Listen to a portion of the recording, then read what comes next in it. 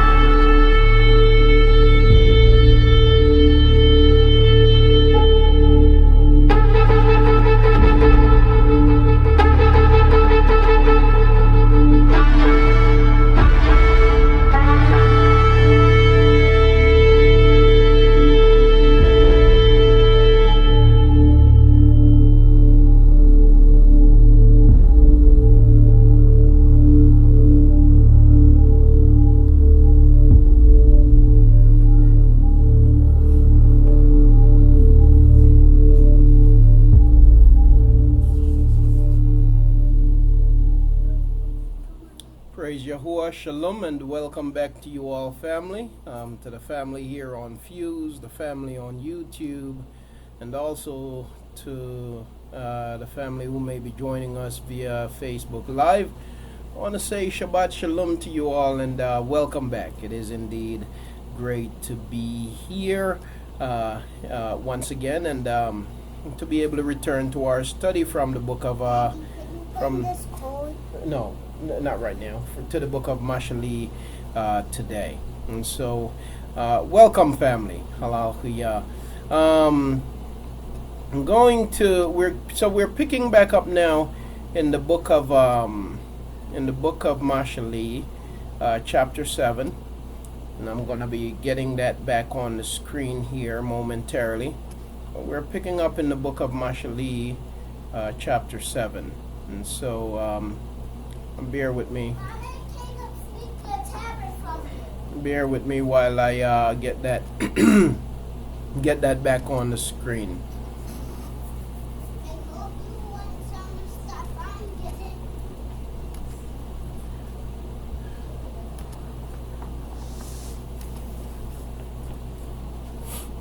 Mashali chapter 7, we left off at verse 8, and as we studied earlier, and so we're gonna pick back up again from there, from verse 8. So bear with me here for a moment. Okay. I'm sorry, I just noticed that there was a question about Yasharal. What does it mean? And Yasharal, so Yasharal it carries several definitions. Tuda Akiya Derek Tuda. Yasharal, the name Yasharal carries several definitions. It is one of the definitions of Yasharal is the fact that it is the name of a nation, the name of a chosen people. It is the name of one of the patriarchs of Yasharal, Yahuah, whose names was changed.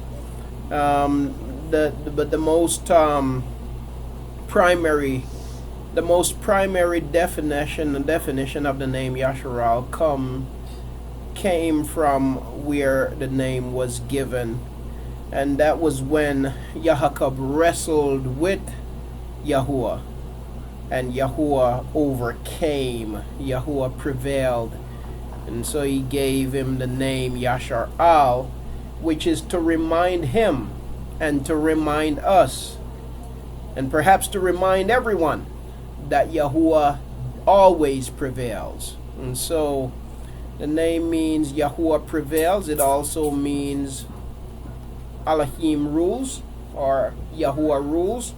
So the name means Yahuah rule or Yahuah prevail,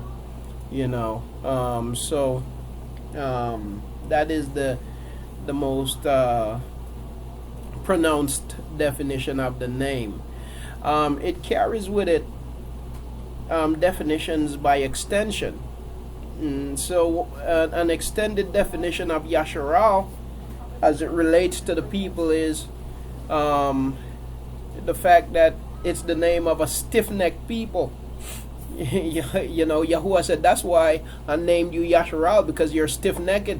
But really what Yahuah was saying to us was, so be reminded, because you're stiff-necked, just know that I always win, that I always prevail. You see, so you're fighting a useless fight. That was basically what he was declaring to Yasharal.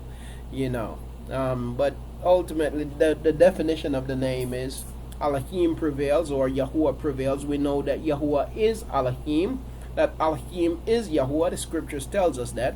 So Elohim prevails, or Yahuah prevails, or Yahuah rules. Elohim rule, you see. And so it is he who rules. So praise Yahuah. So that would be the definition. I'm not sure who had asked the question, but Tuda Aki for reposting it. Yes, indeed. Yeah, that's right. That's right, Aki. That's right. They too are fighting a useless fight. And though they might feel empowered, they don't realize they're simply being used, you see. All right. Yes, indeed. Okay, so we're returning to the book of Mashali, Proverbs, chapter 7. Mashali, or Proverbs. Aki? Yes, go ahead, Aki. Oh, sorry, I know you're going to get started. I was going to ask I had one question, just one question. And I was going to ask you about, what do you think about this, the school system that we have? Is it more of a, because I know a lot of, one guy has said that it's a dumbing down of our people, because they teach us a lot of their way of, how they do things here in place. And some of it could be sort of, I always say, basic stuff that we probably can use, but a lot of that advancement is more of just something to, like there's a lot of people that they say they go to school and they spend all that money to go to school, and half of the people, some of them can't even get jobs through what they went to school for, and I always said that when they did that, once I found out the truth of the matter, it's a way of getting money and drawing you drawing you dry and have you do all this mess, and you have to, and half the time you don't even use it. You basically use just the basic stuff, and you don't even use all the other stuff. And I'm saying that was just a way of getting money. And I'm not saying that education, far as the basic education of getting, could be something that we shouldn't do, but I was saying that if I had to do it again, I would try to homeschool my children. One person said that it was expensive, and I was like, oh, really? Huh. So I don't know how expensive it was. Well, I don't have any little kids anymore, but if this case I had one, I said I probably would try to look into doing the homeschooling because so I can educate my people of their history, what they are not giving us, giving our children today. And I believe that's why our children seem like they're so illiterate now, in the sense of seem like they don't have no sense because they got all these distractions. And then when they go to school, it's like they're still not learning anything because it's like, they ain't getting the true education. So I just want to ask that question and see how you thought about that, but I just kind of want to clarify it and see if I was going on the right track, because I think our education is in the book itself, is in Yahuah, and it's period. So that's all I want to say. I'm releasing the mic. Yes, Aki. So our education system certainly serve to dumb down our people in regards to our history and even in regards to certain truths, because a lot of what's in a lot of the books that's taught in school is actually propaganda and not truth.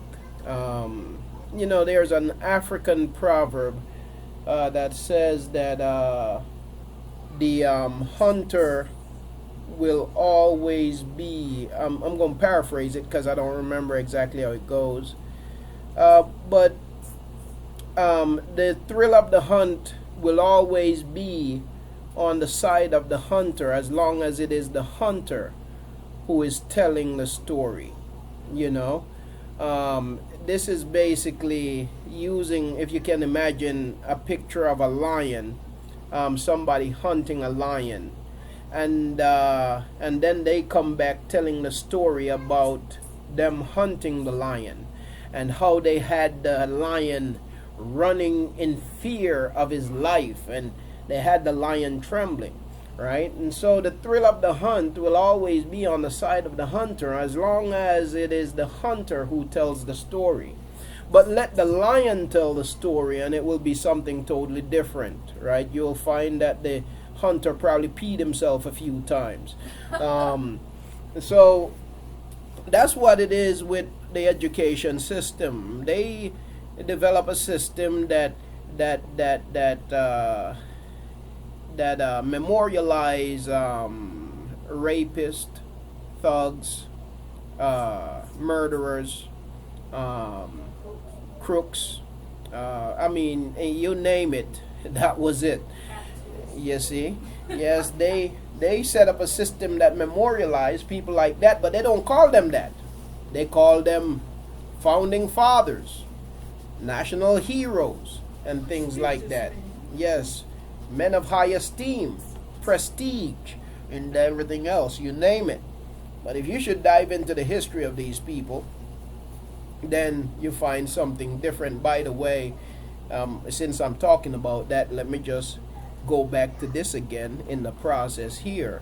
So while today there's this big uproar about a few people who sit down while the national anthem is being played, how many people remember or even know, and a lot of them do, how many of them remember though, as they get ready to open their mouths and to criticize, that George Washington and all of these founding fathers, so-called founding fathers, did not stand for the British national anthem. They did not honor the British national anthem, but instead they saw it as an anthem of terror, right? And so isn't there hypocrisy in that now? So That's the reality. So what's happening with our education system? So as a people, how should we respond to a corrupt system? The whole system is corrupt. Education system is corrupt. The justice system is corrupt. Everything is corrupt. As a people in captivity, how do we respond to that? Well, if we have it in our capabilities to homeschool our children, that's great, and we should do it. But that's easier said than done. It really is easier. Yes, said than done. You have to be very resourceful. You have to be very structured. You have to be very disciplined. And two, how far are you going to go with your homeschooling? Are you going to rely on their textbooks? Because if you're going to rely on their textbooks, number one, it's going to be expensive. Number two, it's kind of like almost one and the same, unless you're going to be using it to show the error, you see. But if you're just using it, you're keeping your kids at home but still using their resources, then it's kind of like the same thing. It just, instead of allowing them to drink the poison outside of the home, drinking it in the home. Now, with that said, am I saying that our kids, we should consider pulling our kids out of school and getting an education? No, because as a people living in captivity, we got to learn how to operate in the captivity, right? We got to learn how to operate in the captivity. Okay, every captivity that Yahusha has been in, they learned to operate in the captivity, and they used it for their benefit. So we got to learn how to operate in the captivity. So even if we're out homeschooling our kids, we still need to teach them the principles of mathematics. We still need to teach them the way the language works and things like that. They still need to be proficient so that they can operate in society. The opportunity with homeschooling is that we get to teach them real history, right? But the principles that this system operate under, they still need to get those basics so that they can function in this society. I started a website a few years back, and my wife and I was talking, and she was there's a website called Wayfair.com. Everybody familiar with that website? Everybody know Wayfair, right? Wayfair, you got what I need, right? Something, something, something, bang, bang, bang, whatever. So I started a website several years ago. And the website that I started did the same thing that Wayfair did. Okay? I was doing the same thing. By the way, if you don't know it, Wayfair don't make anything. Wayfair don't have a store. Wayfair don't hire a carpenter. Wayfair don't hire a refrigerator manufacturer. Wayfair don't do any of that. Okay? The only thing Wayfair does is Wayfair drop ship. Yep. They drop ship. Okay? So what they do is you go to Wayfair.com. Wayfair find people that make the stuff, put the stuff on their website. Then you go to their website, you order the stuff, and the people who make the stuff ship the stuff to you. Wayfair never touches it, but Wayfair gets a fraction. Wayfair gets a percentage, not a fraction, but Wayfair gets a percentage of what you pay for that item. Well, I started a website several years ago, long before Wayfair. I started a website that does the same thing. A website on which I advertised everything: clothing, phones, furniture, a bunch of different things, right? And what I was doing, or what I was trying to do, was to drop ship. The same thing that Wayfair does. Now, but there was one little problem. I didn't have the money that the Wayfair people have. I didn't have the backing. I couldn't compete with other distributors because I don't have money to advertise my website. I don't have money to promote the website in search engines like they have, that they have now, and different things like that. I just don't have it because, after all, I'm just this little poor peons, just trying to do something, to provide for my family. There's a mosquito in here. I hope he's not the Zika one. I'm trying to get him. Mhm. Yeah, he's somewhere now. But but I didn't have the resources, you see. And that's and that's the issue today. That's the issue today with our people. Resources, you see. So even if we want to disconnect totally from the society that we're in and do our own thing, because we are a people who are accustomed to, not anymore, but we are a people who were accustomed to making our own clothes, farming our own foods, reliant on ourselves. That's the kind of society and economy that we grew up in, but not anymore. So if we want to go back to that, guess what? We're going to find that we cannot compete with this system.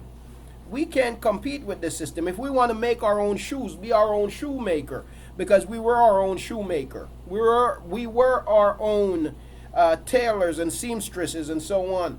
But now, trying to compete with this system, trying to do it in a way that is affordable, we're going to find that we can't keep up with the machine.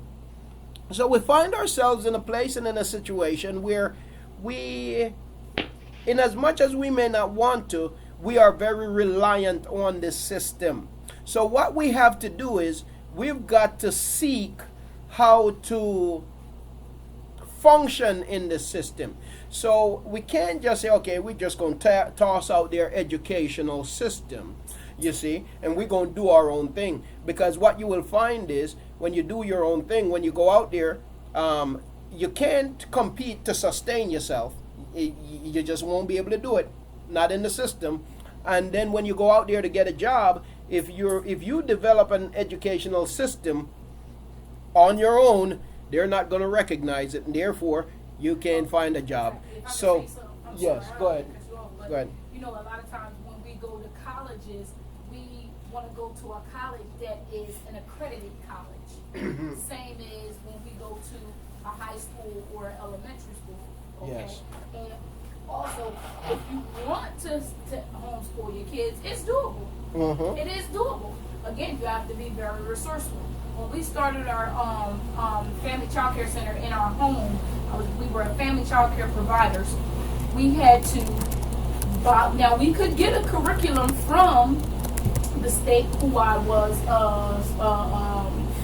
had the certificate under. You can get a curriculum from them. You can also get a kickback for the food that you provide to the children, but you had to come in. They had to come into your home, and you had to be approved by their guidelines. That's the key right there. Once you accept anything financial from them, or you want to be accredited by them, then you have to go by their standards, okay? I remember the church that we were going to, they were getting monies from the state, okay? Well, the state came in and said, you couldn't send those daycare children home with homework. Well, why not? Why not send a child home with a book and say, okay, mom got to read this child to the book? Why not? What's wrong with that? Okay? But if they wanted to be noticed by them, if the daycare wanted to be noticed and paid through this agency, through the state, then they had to abide by their rules, same as with us. They had to come in, they had to check your refrigerator, they had to check your whole house, everybody, which wasn't a bad thing. Everybody's records had, background checks had to be done. I mean, it was a lot. I could have done it on my own, and believe you me, because we were, good people, by word of mouth, we did pretty well. But if we wanted the state to recognize us, then we had to go by their standards, okay? So it is doable. You can set up your own curriculum. You can take your child out on field trips to the same institutions, same museums and stuff that they use. Excuse me. You can take your kids to the library, look up books. You can do it. But you better really be ready, because when the time comes for them to stand in front of somebody and says, do you have a GED? Or when you want to take the SATs, so you meet those standards, you better meet them standards. Or guess what? 9 times out of 10, you won't get the job. Because when they ask you, have you graduated? Do you have a GED? Okay, you still at some point gotta go to them so you can get those certificates or credentials or whatever the case. So Yes. that's all I want to say. Yes, indeed. So ultimately, and you homeschool, it to some extent, and to a large extent, you have to make sure that it is being done in a way that will be accepted by the system, or employment will be denied for that child when they grow up. Now, there's one way that you can avoid employment, but then again, that's what I mentioned earlier, competing with the system. That's why I talked about starting that website, because now you need the capital in order to compete with them. As we were having this conversation, I was sharing with my wife, because the company that I work for, the product that we make, we distribute a lot to Home Depot. A lot of people don't know that Home Depot don't pay for anything up front. You hear that? Home Depot does not pay for anything up front. Now, is there anybody in here that can go to a manufacturer and, you build a building, build a store, and then go to the manufacturer and say, listen, how about you put X amount of your product in my store, and you, Mr. Other Manufacturer, you put X amount of your product, and so put X amount of their product, but I'm not going to pay you anything up front. I'll pay you based on what is sold. Okay? And what is not sold, you either take as return or we write it off. But you get paid after I've sold it. How many of us is in a position where we can go and we can do that? I don't think any of us is. So how are you going to compete with a system like that? You see. That's the disadvantage that we have. Now, you can homeschool your children. You don't have to go out there and get a job. You can start your own business. But the problem is trying to compete with the machine. That's where the problem comes in, you see. The problem is competing with the machine. Imagine if you have the skill as a shoemaker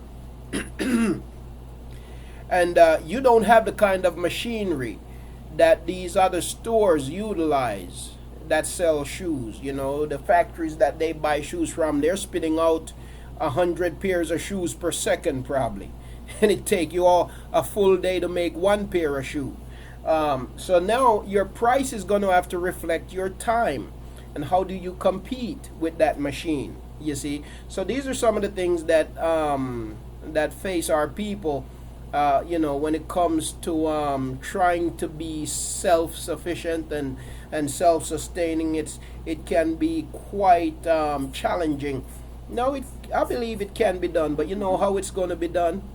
It's going to be done when we totally just stop living according to their standards. We would have to start living by a totally different standard. But then, living in captivity, you know what they're going to slap you with? They're going to slap you with codes. They're going to say that you're living beneath code. You have children, you got to have this, you got to have that, this, that, and the other. And they're going to hit you with all kinds of stuff. So it's a rigged system. Remember you was working for Sterling Energy, Mike? Mm-hmm. And they knew that you could do the job. Mm-hmm. But the boss said, we cannot. You had reached the maximum as far as you could go with the how much you could make an hour. Right. And the only thing that hindered him from making more an hour was the fact that he did not have the credentials. Mm-hmm.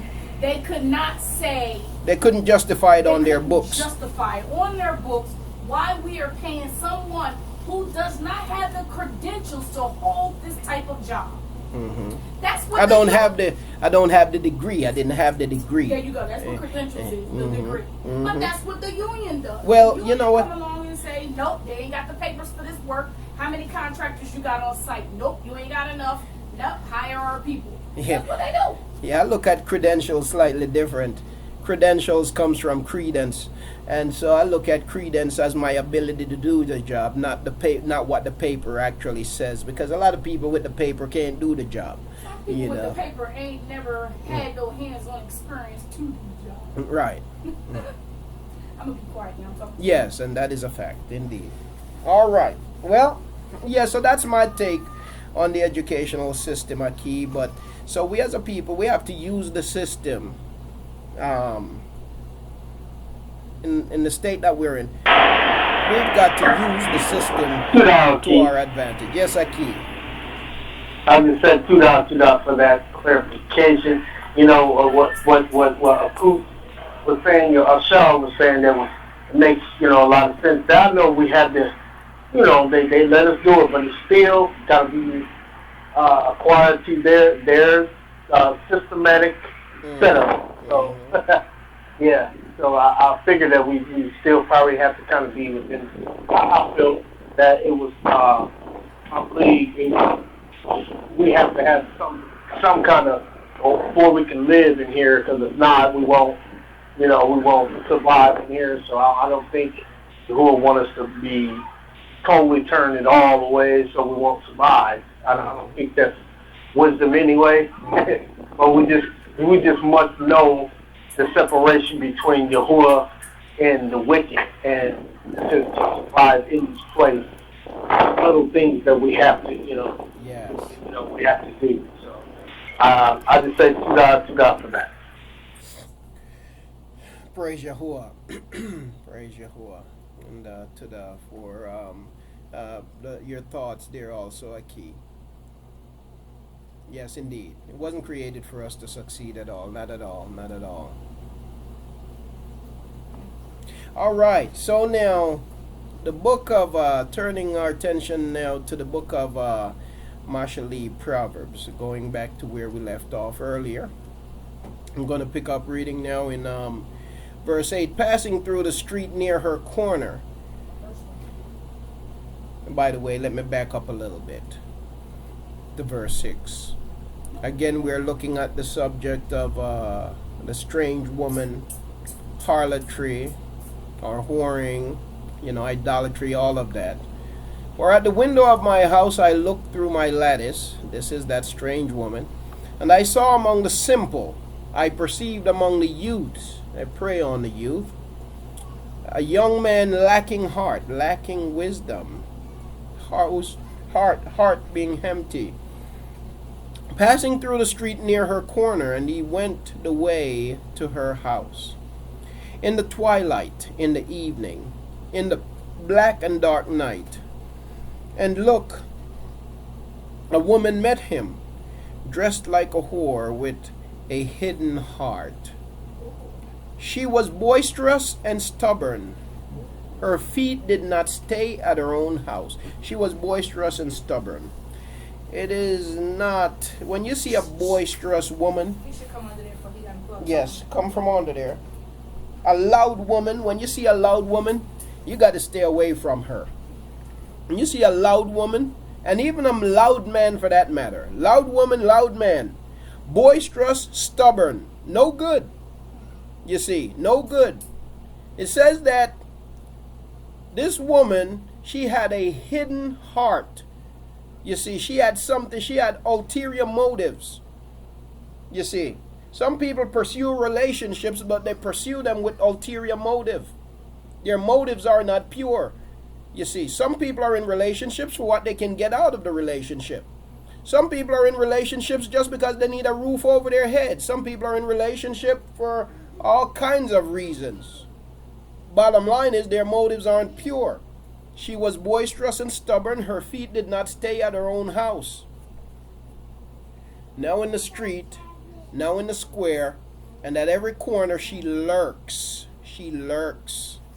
And she took hold of him and kissed him. She hardened her face and said to him, peace offerings are with me. She had to harden her face to say that one. It don't come naturally. Peace offerings are with me. Today I have paid my vows. Therefore, so this is one pretending as if she's doing the right thing, or he's doing the right thing. Therefore I came out to meet you, to earnestly seek your face. Now she's talking to a simple one here, one who lacks the wisdom and the knowledge to know that she is lying, because there are clues that she is no good. What are the clues? She is boisterous. If you see nothing more about her, you know that she's loud. He's loud, you see. Therefore I came out to meet you, to earnestly seek your face, and I found you. I have spread my bed with coverings, colored linens of Matzrayim. Second clue. Ain't no way she should be talking to you about her bed so quickly. You see? So she said, I came out to meet you. You know, first she was talking about how she paid her vows and did her sacrifices. Now she's talking about her spreading her bed with coverings, colored linens of Matzrayim. You see, ain't no way we should be talking about the bedroom so soon, right? Something is wrong. I have sprinkled my bed with myrrh, aloes, and cinnamon. You know why? Because she don't want you to smell the stench. She don't want you to smell other people's sweat. You see, she's so low she ain't even washed the sheets. I've sprinkled my bed with myrrh, aloes, and cinnamon. Come, let us take our fill of love until morning. Let us delight ourselves with love. That's not love, it's lust. For my husband, now watch this, for my husband is not at home. That's about the third clue. My husband is not at, you're who? My husband is not at home. My Ayash is not at home. He has gone on a long journey. Now, if he know anything about her, then he would tell her, listen, babe, I'm going to be gone for quite a while, okay? You know, I've been told a story about an uncle of mine. He was living in England, and his wife was living in Jamaica still. Or a granduncle of mine. He was a granduncle of mine. And so he got word that she was seeing somebody else while he was away in England. So what he did was he wrote her a nice letter. And he said, I don't even remember her name now. I'm just going to use a name here. And it says, for example, it said, Dear Amy, I'm coming home. Put yourself in various expenses. Kill cow, kill goat, and several other things he told her to do. Prepare for a great big party, a great big welcome. And so she went ahead and told people, you know, that he was coming home, and he told her to have a big party and to basically take on credit a cow, a goat, and some other things, kill and make a big feast because he's coming. You know, they're going to have a big feast. And so he gave her a date and everything. And so she went ahead and prepared a great feast for his homecoming. Well, date came and she killed everything and waiting for him to arrive. She told him not to bother to come meet him at the airport. He's got that all taken care of. Nightfall came and he still ain't near. Next day came and he still ain't near. What happened? He never showed up. And guess what? She's left holding the bag. She's in debt. That was his way of getting back, you see. So this man might, if he know his wife any, he's going to tell her, look, honey, I'm going on a long trip and I'll be back soon. But guess what? He'll be back before you know it, you see. And so if you lack wisdom, this woman will come and he'll tell you, my husband is gone on a long trip. That should be a clue to the one who is wise. Don't even go there. She said, for my husband is not at home. He has gone on a long journey. He took a bag of silver with him. He comes home on the day of the new moon. Something's up with that, because he even tell her when he's going to be home. Okay? Now, with her many words, she leads him astray. With her smooth lips, she seduces him. He goes after her immediately, because he's foolish. Like an ox, he goes to the slaughter, and as in chains, a fool to punishment. Till an arrow strikes through his liver, like a bird rushing into a snare, and did not know it would take his life. And now, listen to me, you children. Pay attention to the words of my mouth. Do not let your heart turn aside to her ways. Do not go astray in her paths. For many are the wounded she has caused to fall, and numerous all her slain ones. Her house is the way to the grave, going down to the rooms of death. That is the path of a strange woman. Now, of course, we can relate that to the natural woman, but that is also relatable to the spiritual whore, to the spiritual harlot. Okay? So how do this relate? Again, we've talked about this earlier, how this strange woman, being that woman that lead the people into idolatry, adultery, and all kinds of trees, right? And so I want to, in closing, I want to go to the book of Katsun, Revelation chapter 7, Revelation chapter 17, Katsun, or Revelation chapter 17. Revelation chapter 17.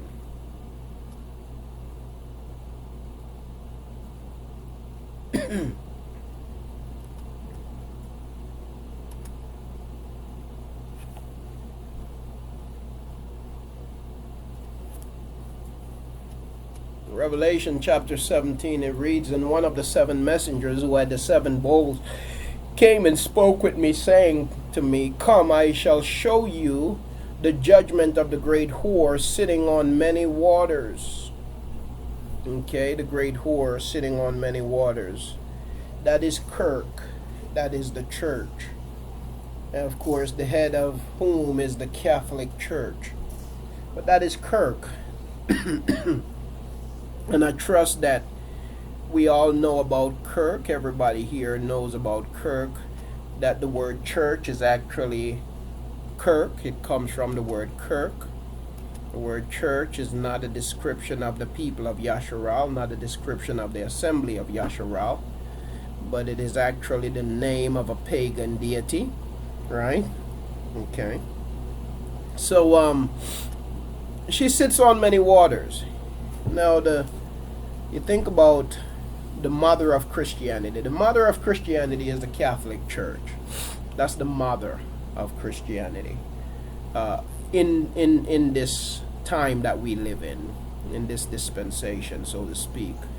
And she call herself the Holy See. The Holy See. I think that it is spelled S-E-E, I think is the way they spell it.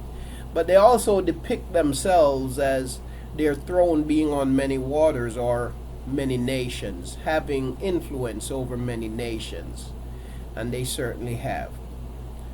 With whom the kings of the earth committed whoring, and the inhabitants of the earth were made drunk with the wine of her whoring.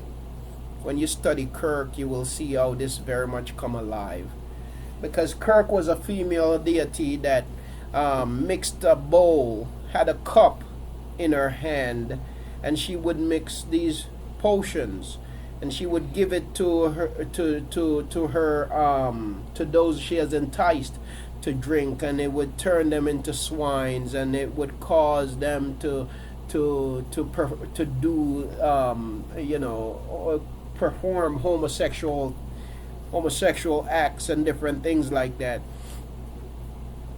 So with whom And you think about the Catholic Church, that's exactly what happens in the Catholic Church. Think about these priests and how they molest little boys and how the kind of stuff that goes on between them, you know. With whom the kings of the earth committed whoring, and the inhabitants of the earth were made drunk with the wine of her whoring. And he carried me away in the spirit into the wilderness, and I saw a woman sitting on a scarlet beast, covered with names of blasphemy, names like Jesus, names like Baal, the Lord, names like Jehovah, all of them false names, names of blasphemy. Having 7 heads, this beast having 7 heads and 10 horns. And the woman was dressed in purple, the color of the Catholic Church, and adorned with gold and precious stones and pearls, holding in her hand a golden cup with abominations. Holding in her hand a golden cup, the Catholic Church esteemed that cup. That cup they use for the communion. We know that the scriptures teaches nothing about communion, that communion is a pagan custom in Christianity.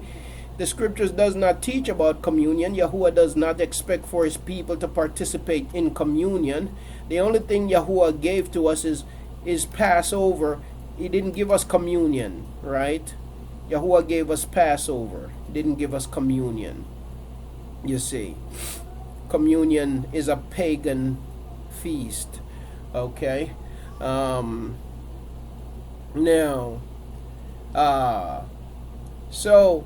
the woman was dressed in purple and scarlet and adorned with gold and precious stones and pearls, holding in her hand a golden cup filled with abominations and the filthiness of her whoring.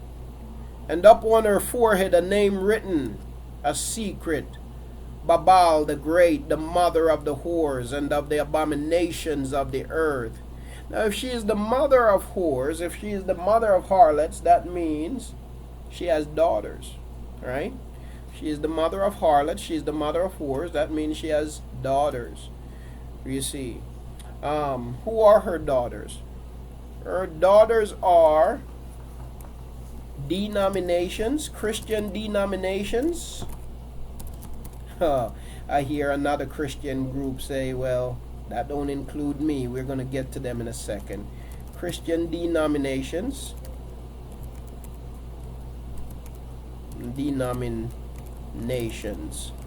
Okay. And Christian non-denominations. Even if you call yourself non-denomination, you're still a Christian. Denominations. Okay. So don't get too happy too quickly, because you're still a daughter of the harlot, you see. Even if you call yourself non-denomination, you see.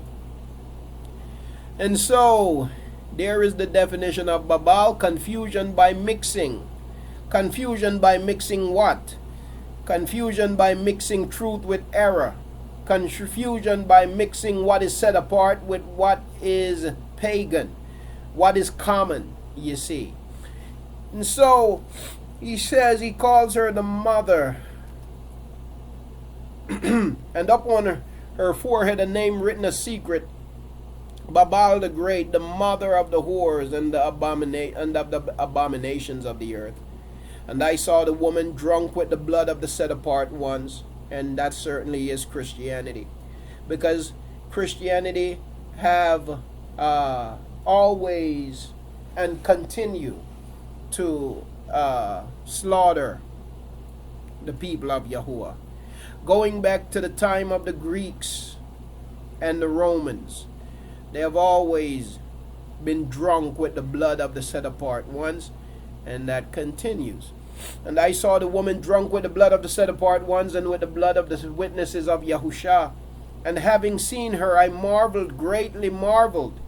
And the messenger said to me, why did you marvel? Let me explain to you the secret of the woman and of the beast she rides, which has the 7 heads and the 10 horns. By the way, as we talk about this, let's talk about the beast just for a moment. Because you have a lot of people sitting and waiting on that Christian beast, the beast which is supposed to be a man according to Christianity. But according to truth, the beast is not a man. And while Christians suppose are waiting for the beast is still here, because the beast is a system. It's a system that we live in, you see. And so we are living currently in the belly of the beast. We are living in Babel. Babel is the beast, the house of confusion. The system is the beast, you see. And we are living in the midst of the beast. Now, can we flee from Babel? Right now, no. Because you have people who are teaching that it's time to leave America and go over to Israel, or leave America and go to Egypt, or leave North America and go to South America, or leave this state and go down there to Virginia, or leave and go over to wherever. No, that's not according to Scripture.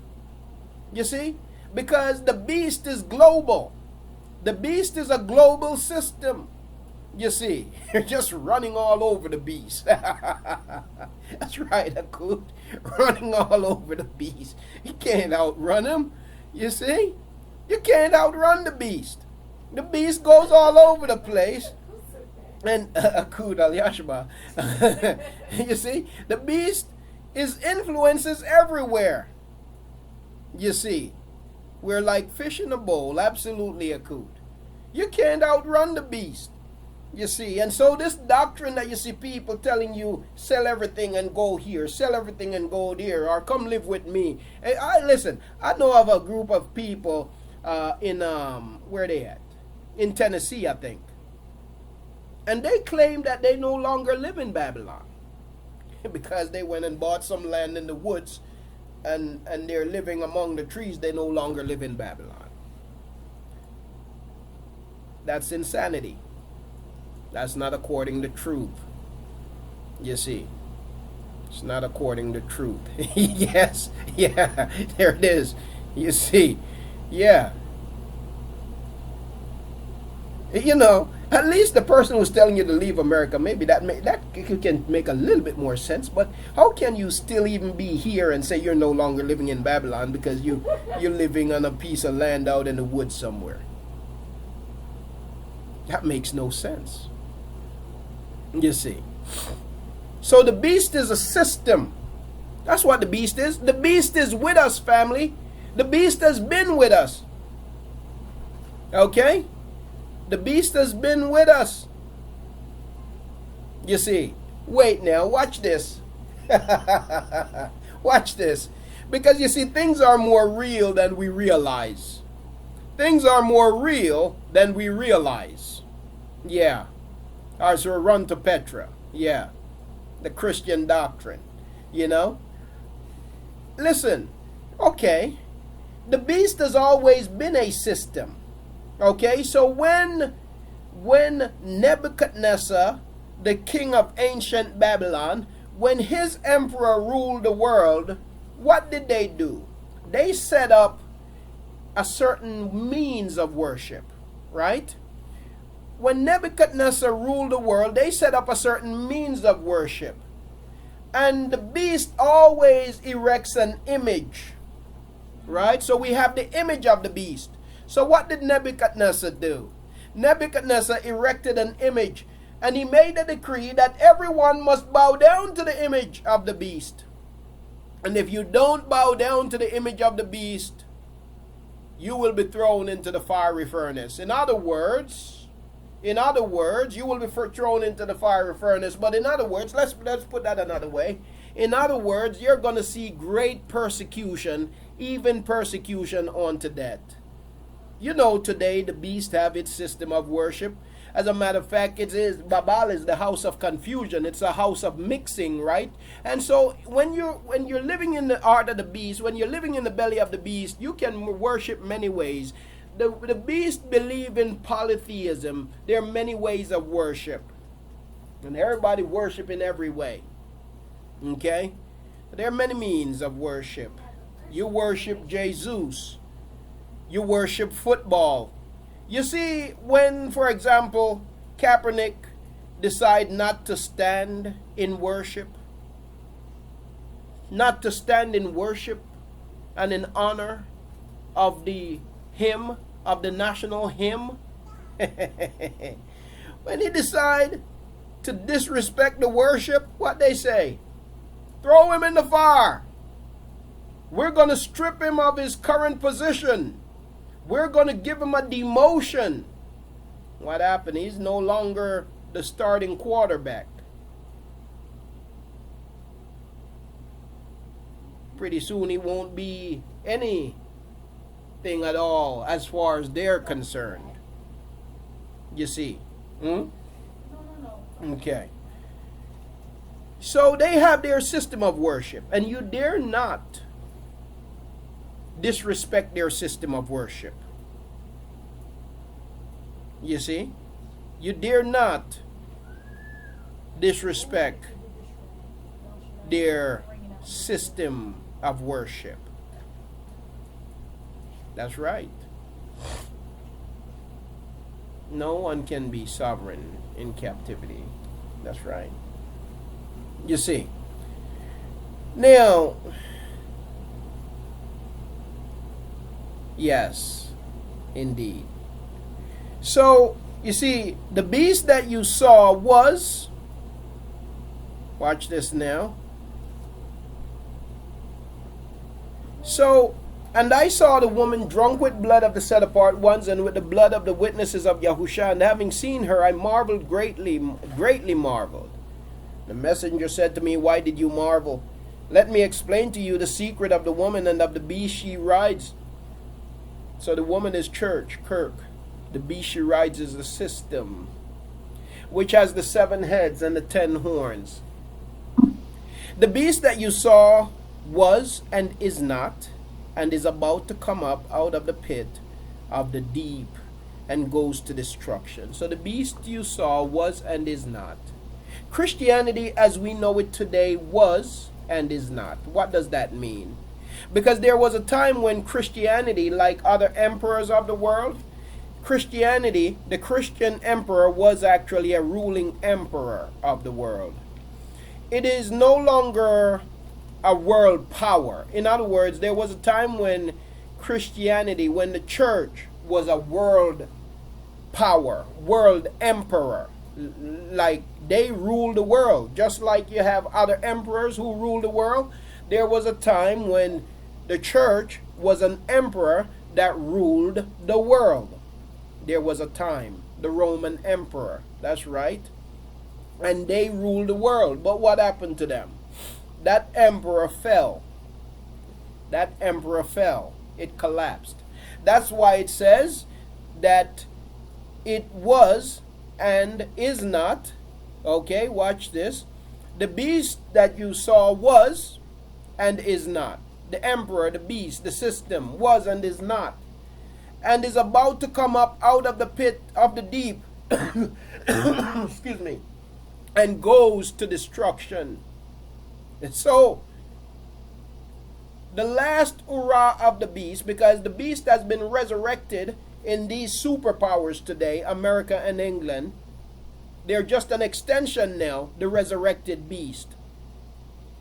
And after this last hurrah of the beast, they go into destruction. It go into destruction.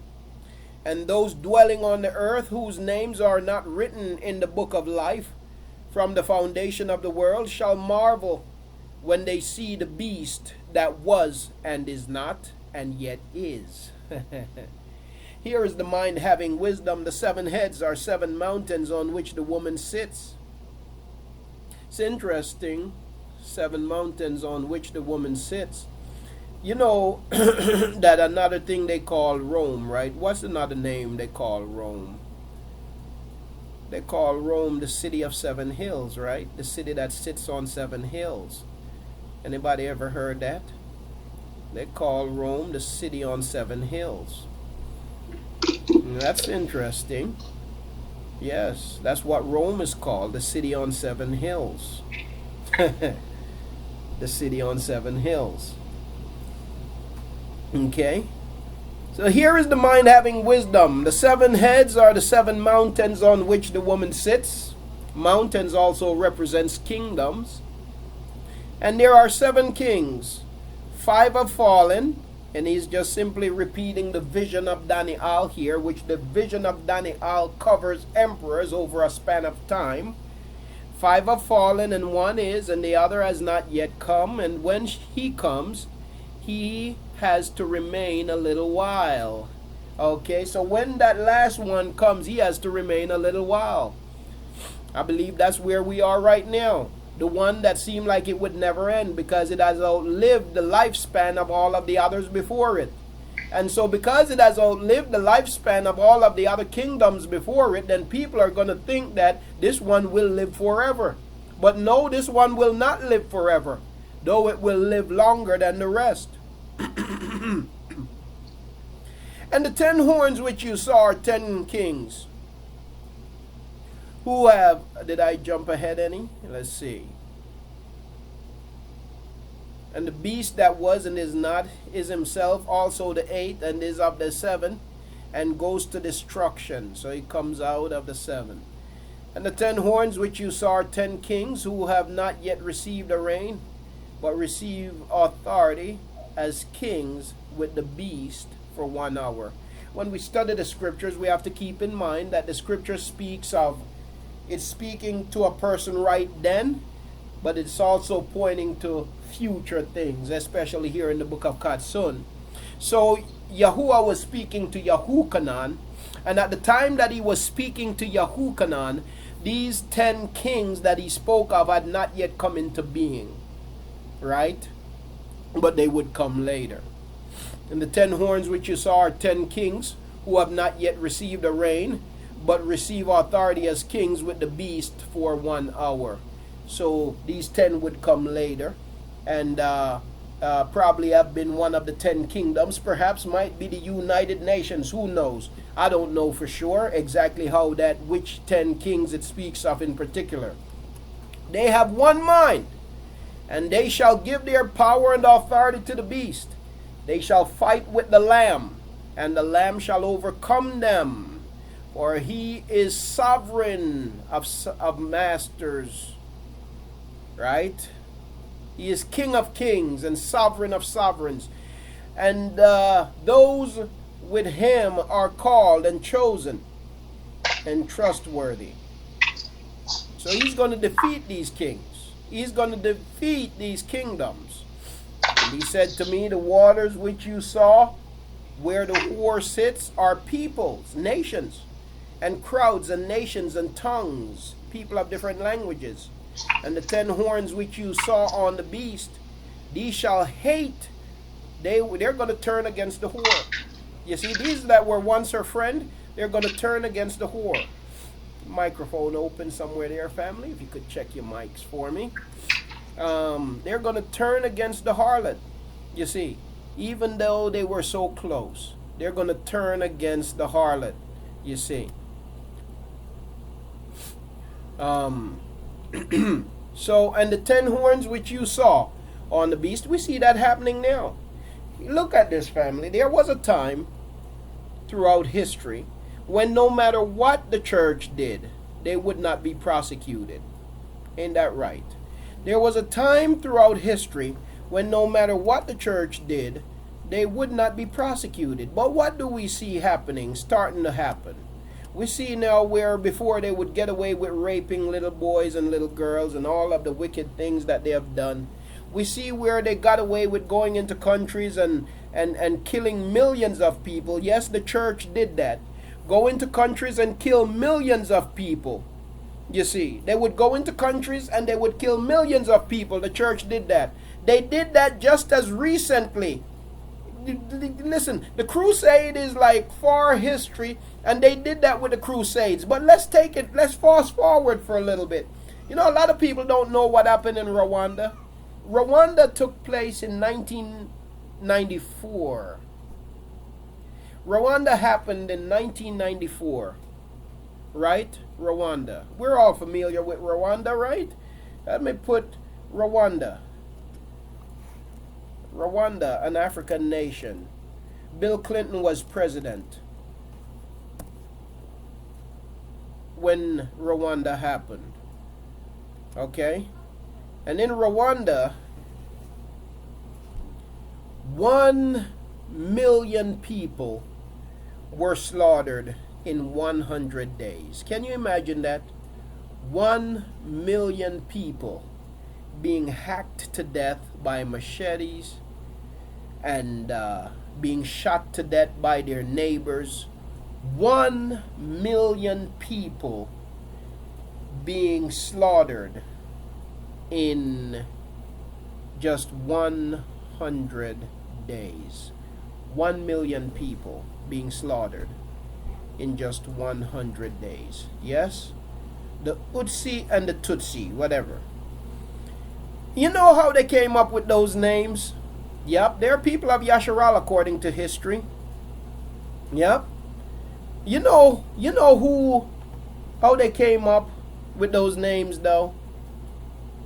You know who sowed the seeds of discord among them? You know who started the genocide back in the 1960s? The church. The church. You know what they did when they went there in the 1960s and they started building their churches? They began to set the people against one another, just like they've done in every place, right here in America and everywhere else. That's why black people are so dysfunctional against each other. You see?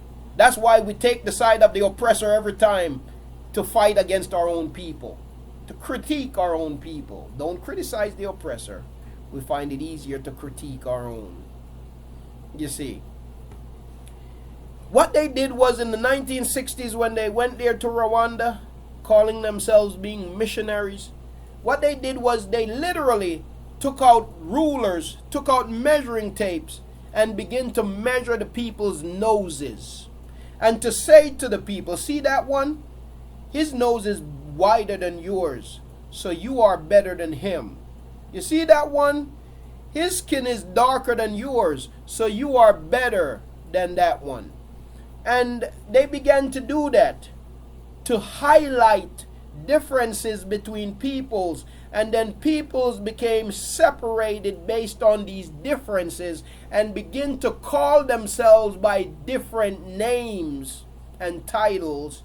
And then there came a separation, and then they begin to call the ones that they see as less desirable, they begin to call them out of their names. They don't call them people. They call them cockroaches. They call them things, not people.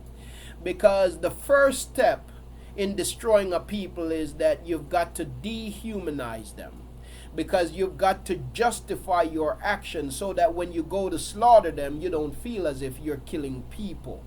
Okay? And so they sow those seeds among the people. You see? They sow those seeds among the people. And all of it, their plan come into fruition. Took many years, but it came into fruition in 1994. Now imagine this now. In 1994, this happened. In 1996, I think it was 1996 if I recall.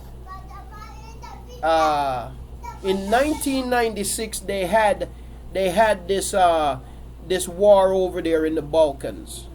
In 1996, it was what they call the people over there. I forget the countries over there, but in the Balkans they had this war among the people over there. And what President Bush did what President Clinton did at that time, he called an emergency where America had to intervene. So they went over there and they started bombing people, and they started taking people and bringing them to the United States. These were Europeans. They started giving them visas to come into the United States because there was a genocide on their way. There was there was a human crisis on the way. That was 2 years after Rwanda. Okay? But wait, what happened during Rwanda? What happened during Rwanda? Nothing. President Clinton said that he was not going to get involved in Rwanda. Okay? So they did nothing. And even though the people cried out for 100 days for help, where they were just being slaughtered, children were being slaughtered. You see images of children laying on the road with machete, split their head in two, and just gross images. America did nothing. Why? Why? Because black lives don't matter. 1 million people killed in 100 days. Do the math on that. How many people a day were killed? 1 million people killed in 100 days. What's that? 10,000 people per day being killed? 1 million people being killed in 100 days. You see?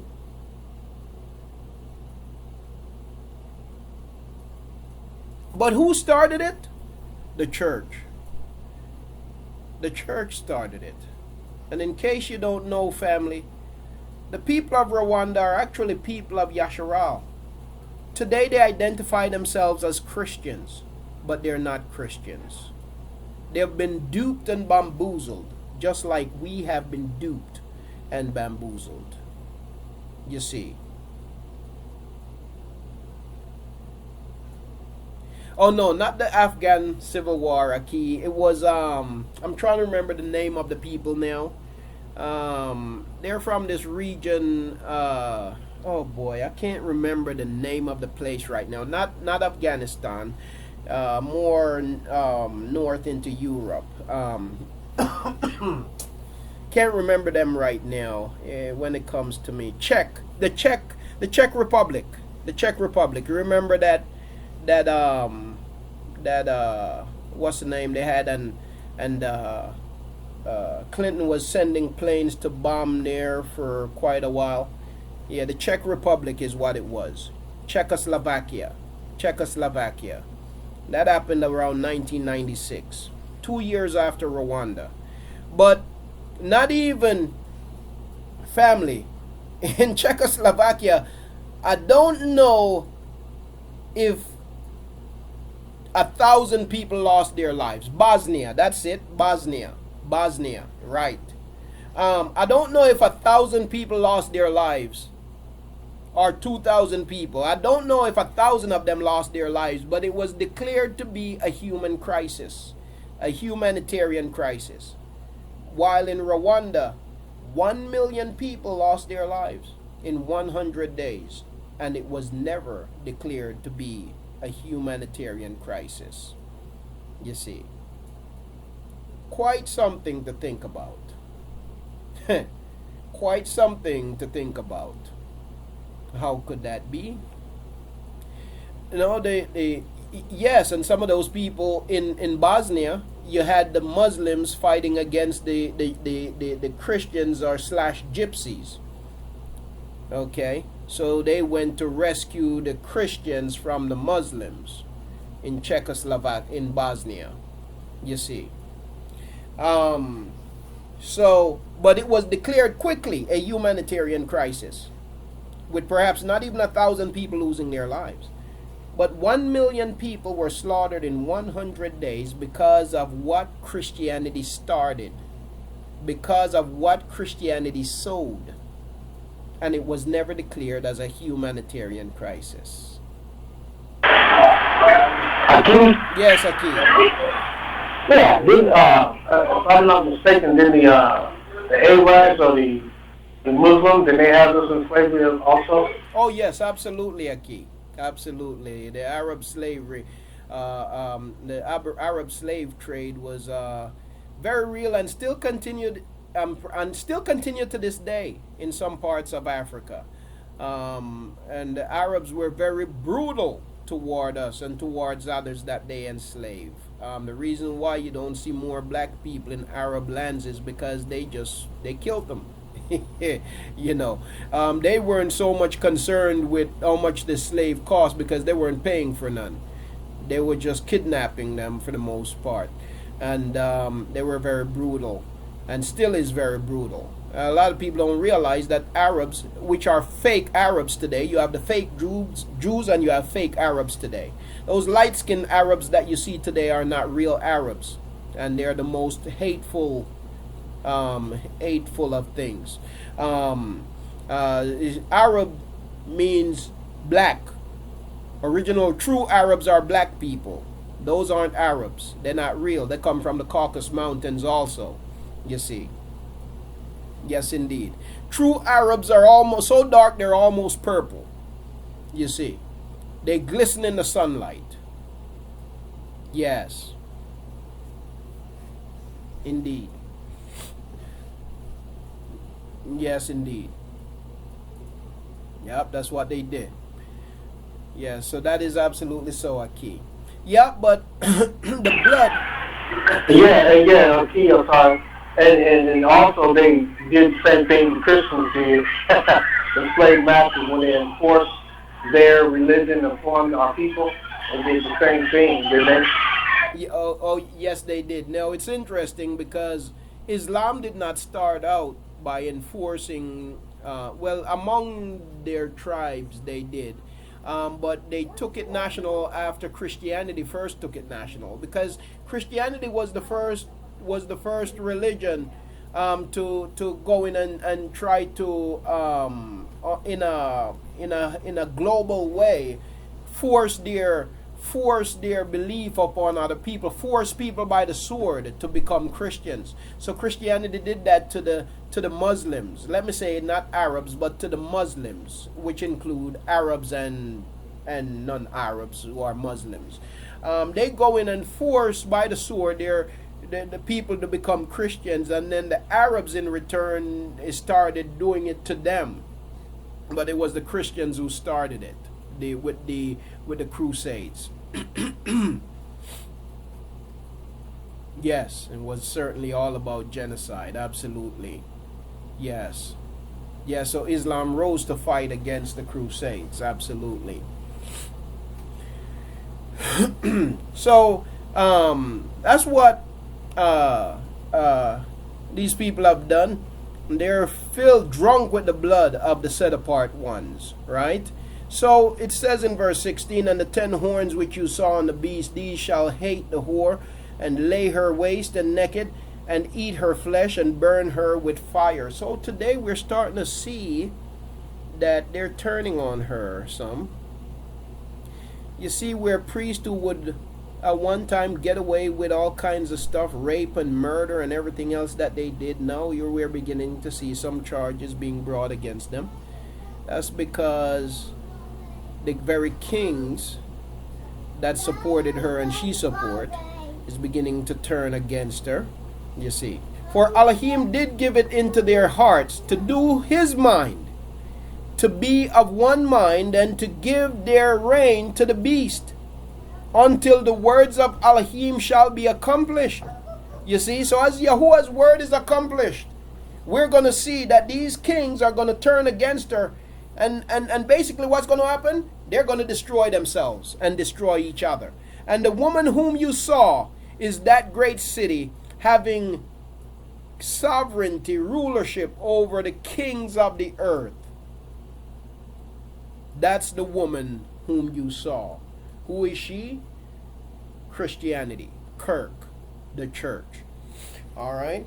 And so many have fallen victim to the harlot. But we've got to guard our eyes, we've got to guard our heart, and we've got to guard our emotions, because the whore feed like to mess with people's emotions. You see, we got to stop being so emotional. It's one of the problems with Yahusha. We get a little bit too emotional. You see, and that happens in church, because church has played with our emotions, fondled our emotions so much you know, that now we become too emotional. Can't handle the truth because the emotions keep messing with us, you see. But we're going to stop there for this evening, family. I don't know if there are any other comments or questions from the family in the room. If so, please let me know, family. If you have any comments or questions.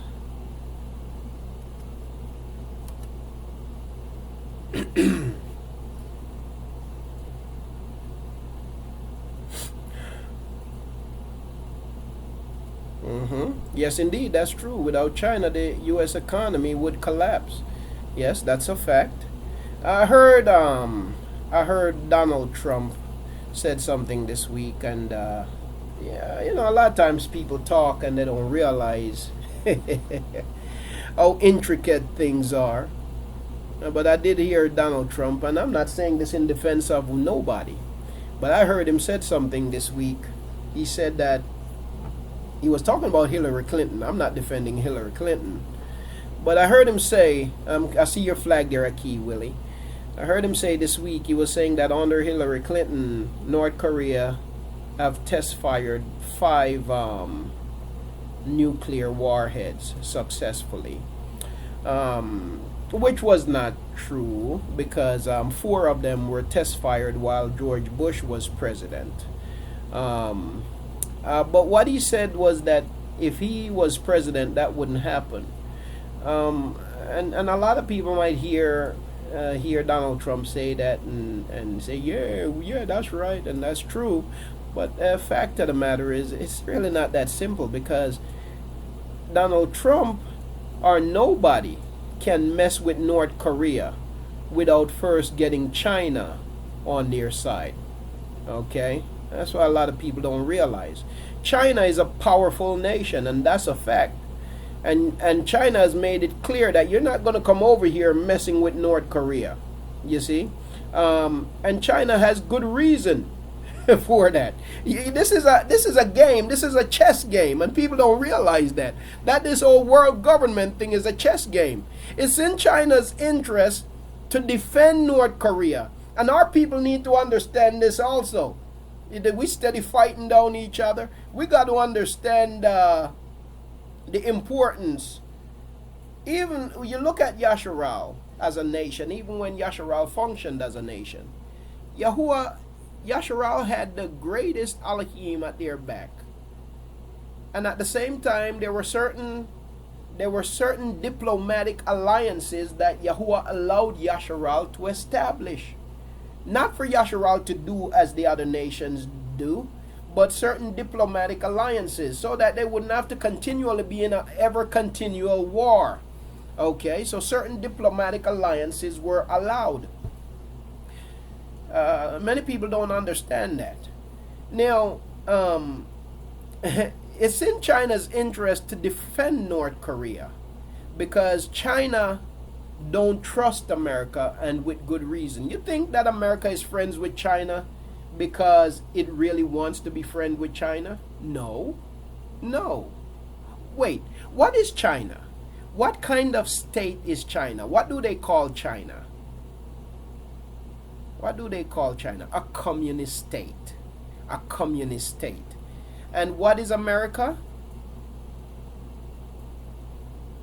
America is a capitalist state. America is a capitalist state. China is a communist state. Okay? Now, a lot of people are duped into believing and thinking, no, communism has its negatives, but in my opinion, a communist state is still better than a capitalist state. Because a capitalist state is totally heartless, totally heartless. Okay? That's my opinion. Okay? It is predatory, absolutely. It thrives on the weak, and it works to make sure that there is always the weak, you see, who can't defend themselves, because they thrive off the blood of the defenseless. That's what capitalism is all about. Okay? Yes, literally consumed. Okay, that's what it's all about. Okay, yeah, he did. Now, uh, so the capitalist has sworn, and by the way, a lot of people don't know the history between America and the Philippines. A lot of people don't know the history. That a lot of people in the Philippines have been hurt by the Vietnam War. Because America, while they were fighting the Vietnam War, before it was leaked that America was fighting in Vietnam, America was lying to the American public, saying that they were doing some kind of operation in Laos.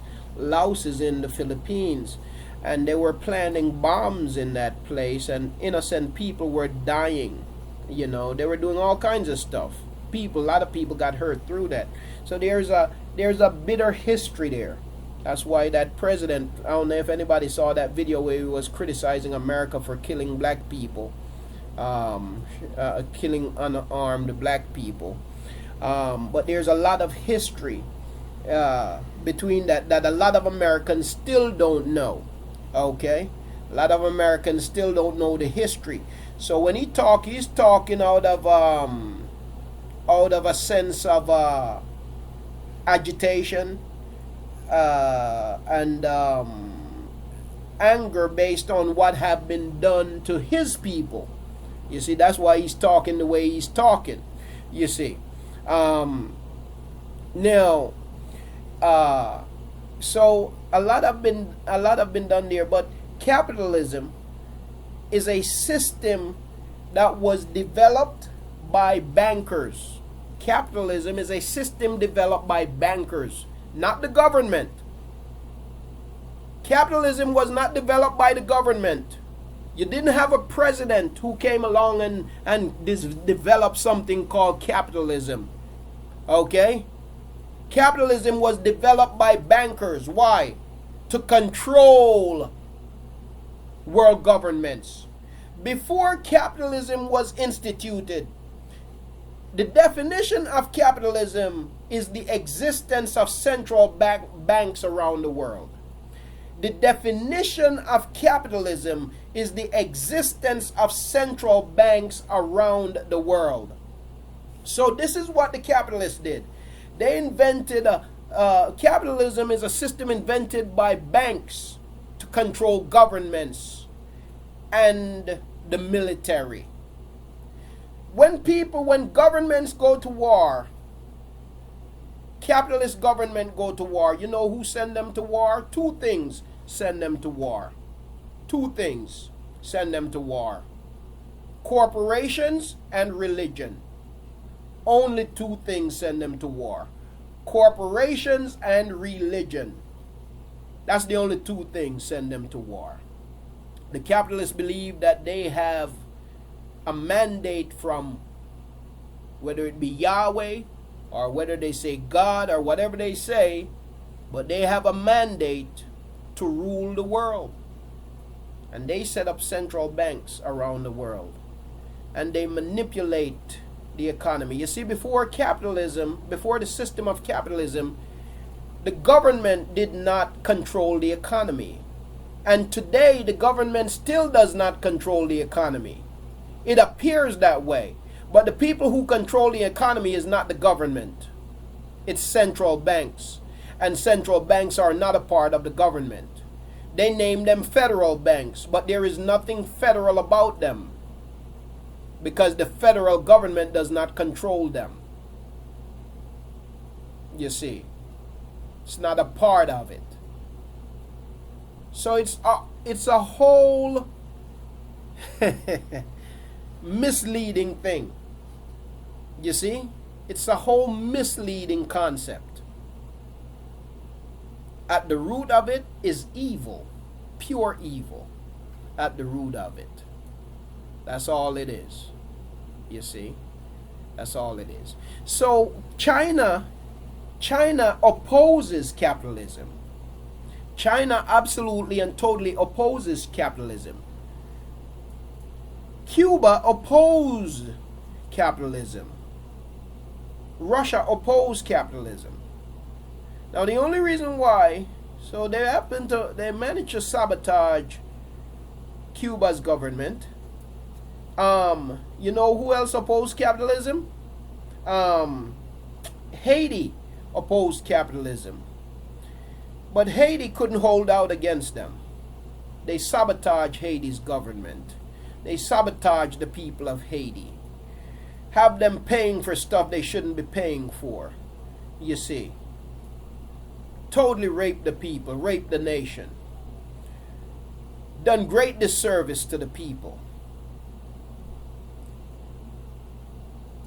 But the only reason why they have not overturned China is because they can't. Because China is too strong of a nation. So when Donald Trump, for example, talk about what he would have done, Donald Trump is only selling that to ignorant people. People who don't know the truth. People who don't know how this thing works. And there's a whole lot of them out there. You know, unfortunately.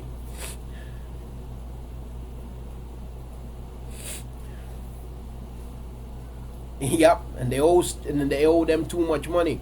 But not only that, they can't compete.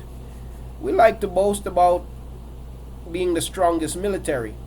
But if we were so great, we would have took over China. But we are also scared of China militarily also.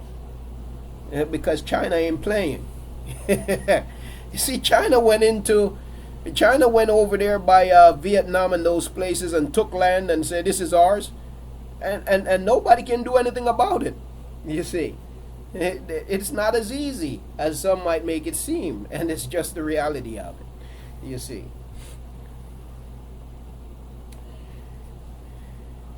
Yeah, they have sold what it really isn't theirs. After all, when things come easy, you can manage to give it away easily, right? Because you paid nothing for it. Others paid for it, you know. And so it's easy to do that. That's right. They stole it to begin with. Well, any other North Dakota? Anyone of the family in here from North Dakota?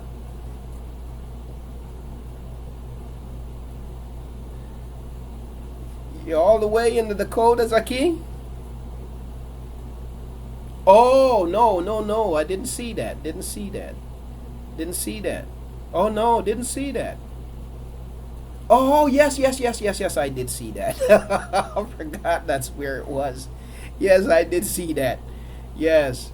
Now, those people are true Indians. Now, I know some people where I'm from that claim to be Indians, and they look nothing like them people. They look nothing like Indians. They're $5 Indians. Those people are real Indians. Yes. Yeah, they're messing with their water supply and stuff, trying to put a pipeline through there, you know. Yeah. Yep, and make it seem like the people are the ones going crazy for no reason. That's how they're making it look in the news headlines, you know, as if they have no real reason to be going off. Yep, attack them with dogs and everything. Yes, I did see that.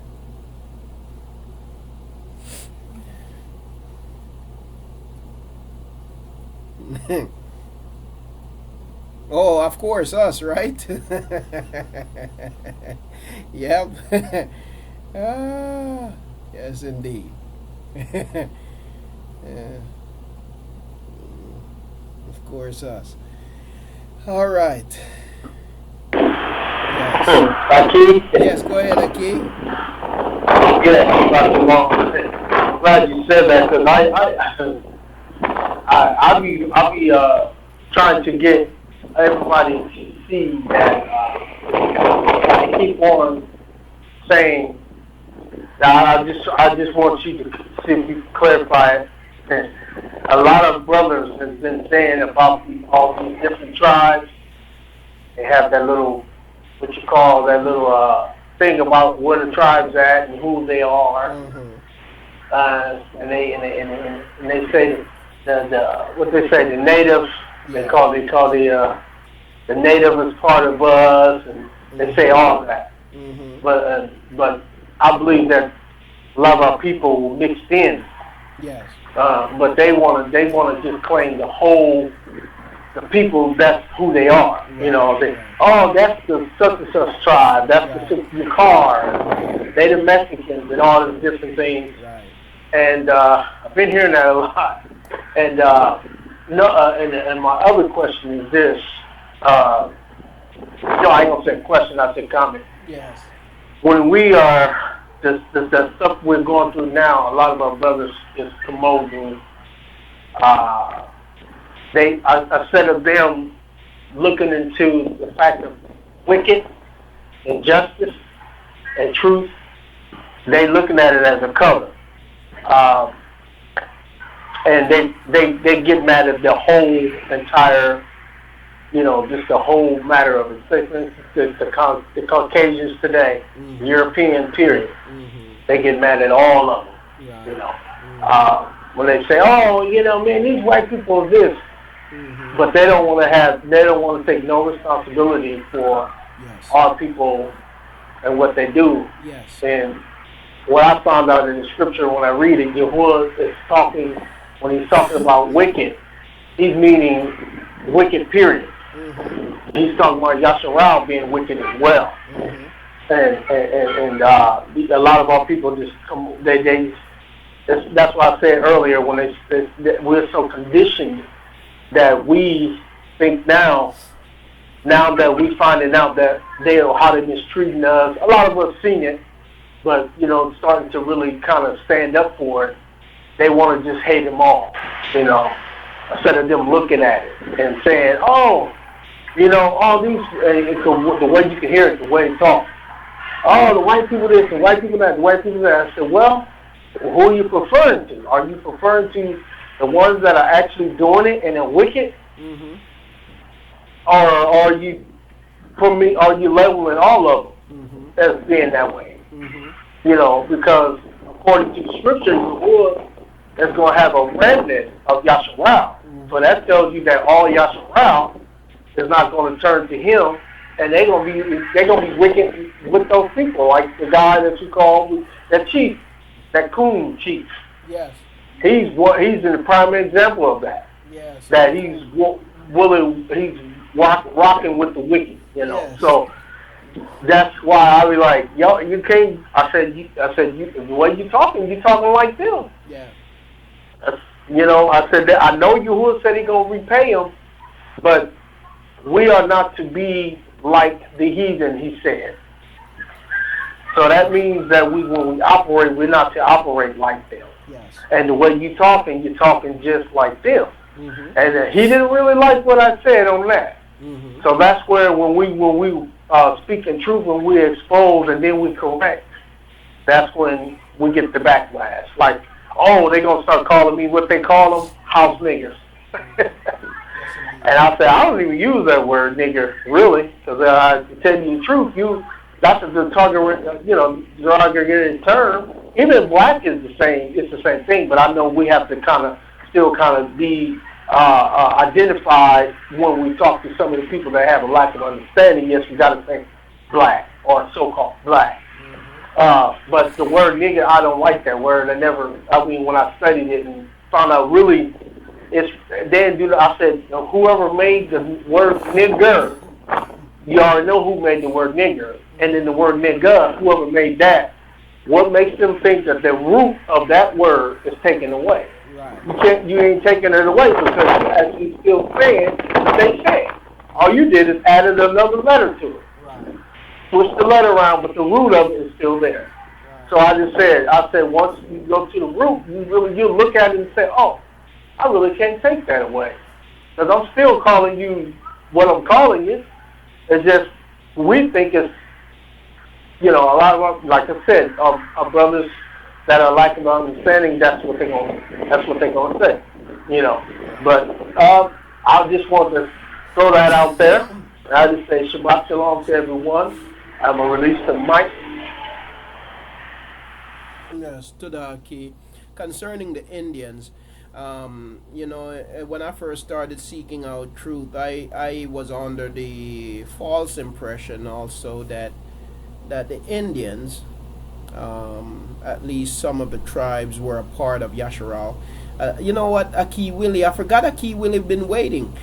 Sorry, Aki. Go ahead before I respond. Go ahead, Aki Willie. My apologies. I forgot that you had put your flag up a long time ago. Sorry about that.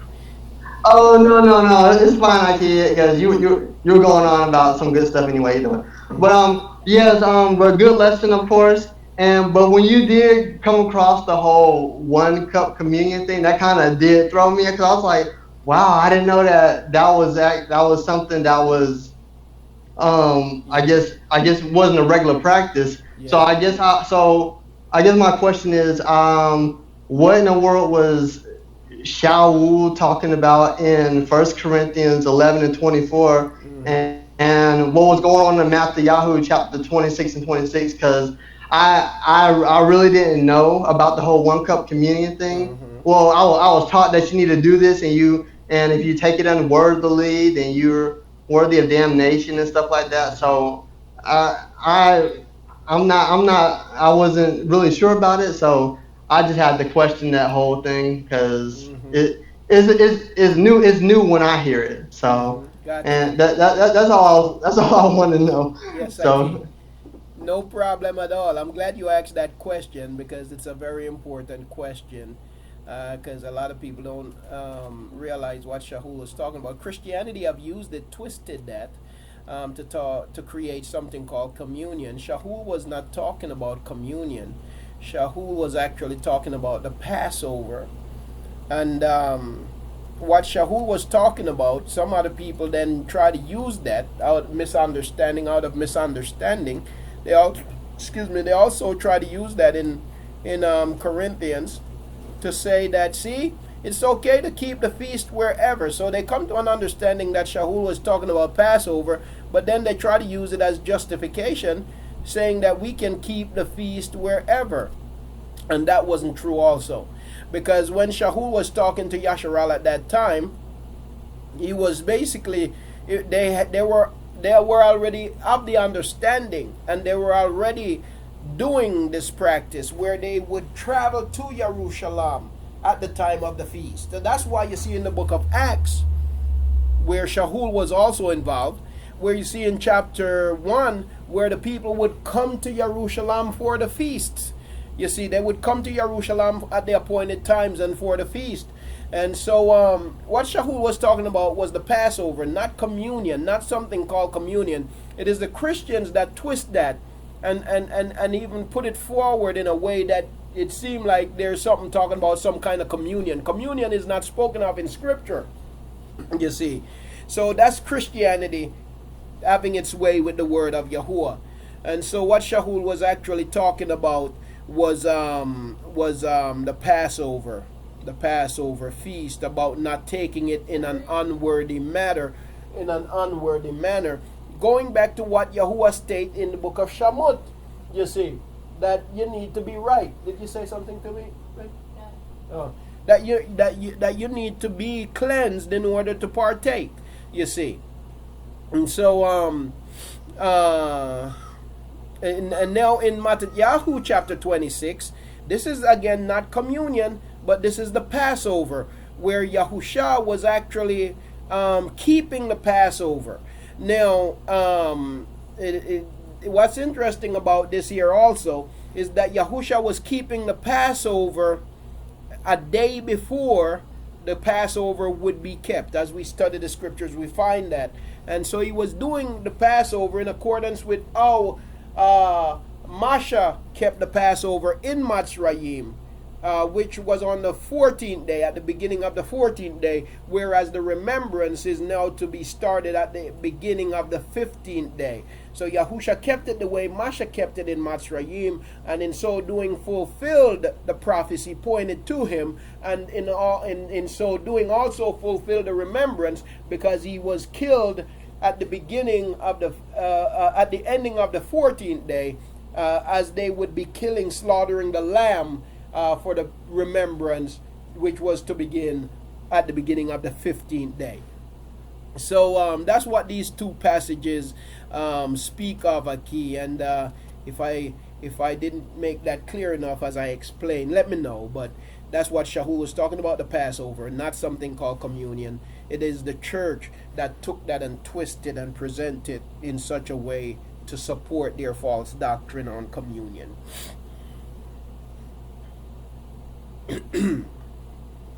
Yes, indeed. A whole lot. Yes, indeed. Yes, indeed. All right, praise Yahuah. Now, on concerning the Indians and the tribes. Now, so I was saying that when I first, started seeking out the truth and concerning the people and so on, I was buying into that era about the Indians being Yasharal, at least some of the tribes. But as I studied the scriptures, I realized that couldn't be the case. Now, people of Yasharal came to the Americas long before Christopher Columbus came to America. We have to understand that. According to the scriptures tells us that. Okay? And people of Yasharal were in America. And other people, melanated people, black people, were in America even before Columbus came here. Okay? Now, in history, we read about people called the Seminoles, and you hear them say all the time that they are Seminole Indians. Seminole. How do you spell that? It's spelled something like this. I hope I don't spell it wrong. Seminole Indians, or Seminoles, right? And do you know that the Seminoles weren't Indians? You know the Seminoles weren't Indians?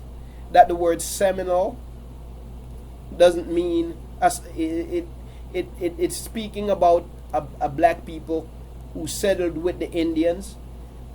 But when you look up Seminoles, the history of the Seminoles, there were black people who settled with the Indians, and they even the Indians took up for them when other people came against them, and they fought alongside the Indians, but they weren't Indians.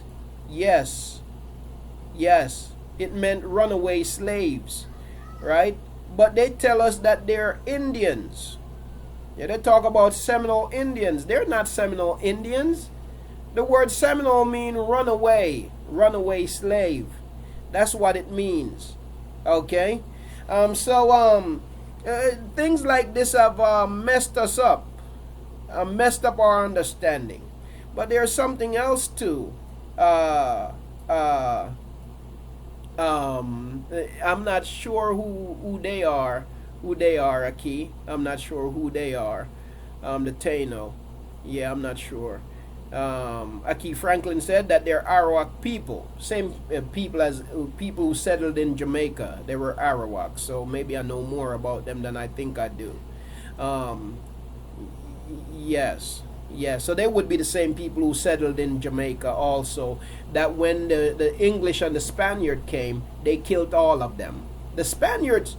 Listen, the Spaniards were more ruthless than the English even. The English were ruthless, but the Spaniards were way more ruthless. I mean, they were brutal. The English, when they came in, they enslaved the Arawaks. But then, when the Spaniards came and the Spaniards defeated the English and took over the island, they just totally obliterated the Arawaks.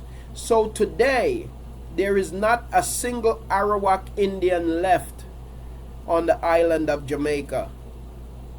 And I don't think there's any left in the Caribbean. Even though there were a significant number of them there. You see. But they just obliterated the population. Killed them. Totally destroyed them. And the Spaniards were most brutal in that. The people of Britain, they were considerate of how much money they would be losing. They were counting their money first before they kill anybody, where the Spaniards, they were too stupid to think about anything. Now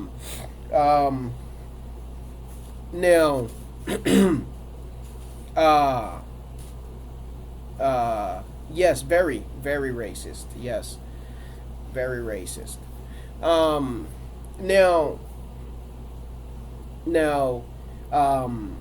So concerning the Indians, so the 12 tribes chart lists the Indians as one of the tribes of Yasharal. But who did the tribes come from? Do we have any Indians in the lineage of Yasharal? No. Yahuah wasn't an Indian.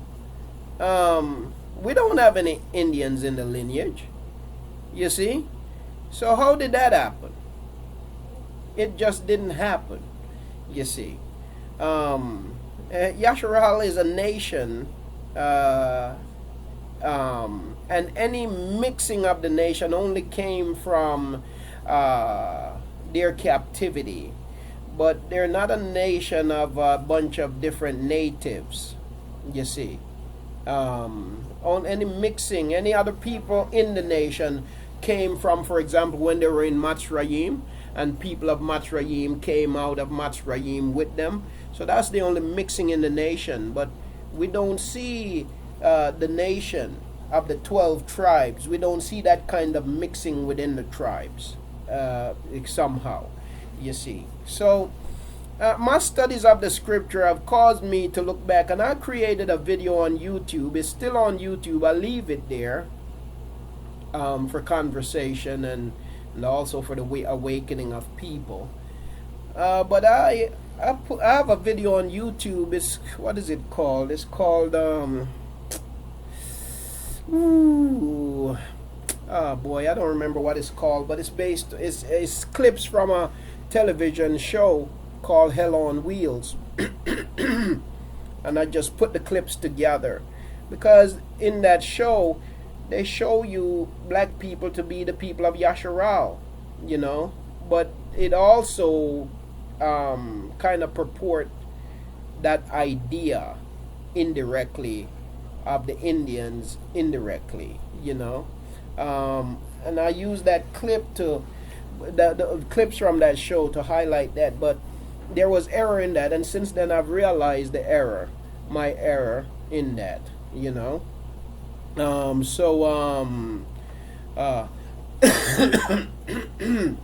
Yes, and that's the other thing. Moors wasn't a religion until recently. Moors was a title that the Europeans used for dark-skinned people, you know. So any dark-skinned person they would call a Moor. But today people have changed that into more being a religion or being a nation of people or something like that. But we see people of Yasharal being referred to as Moors. In the British Museum, one of the British Museum, they have a little sculpture of a man of Yasharal with his locks and everything. Excuse me. That was found, and they titled him. They called him a Moor, you know. So Moor wasn't a religion as it is today. It was just a way of describing a person of another nationality